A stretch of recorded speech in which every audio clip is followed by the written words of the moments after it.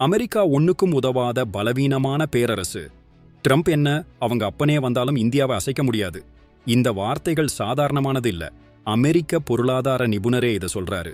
ட்ரம்போட America India மேல 25% கூடுதல் வரி போட்டு வர்த்தக தடை விதிச்சிருக்கு. இதை பார்த்த நம்ம அமெரிக்க பொருளாதார நிபுணர் ரிச்சர்ட் வோல்ஃப், இது பொருளாதார ரீதியா எடுத்த முடிவு இல்ல, அவங்க பலவீனத்தை மூடி மறைக்கிற விரக்தியான முயற்சின்னு சொல்லியிருக்காரு. அதுக்கு காரணம் என்ன தெரியுமா? சீனா, ரஷ்யா, இந்தியா போன்ற நாடுகள் சேர்ந்து உருவாக்கப்பட்ட பிரிக்ஸ் கூட்டமைப்போட அபார வளர்ச்சிதான். ரஷ்யா கூட இந்தியா வர்த்தகம் பண்றதுக்காக அமெரிக்கா இந்த நடவடிக்கை எடுத்துச்சான். ஆனா அதே அமெரிக்கா ரஷ்யா கிட்ட இருந்து சில பொருட்களை நேரடியா வாங்குது. இந்த இரட்டை வேஷம் அவங்க வாதம் எவ்வளவு போலிங்கத காட்டுது.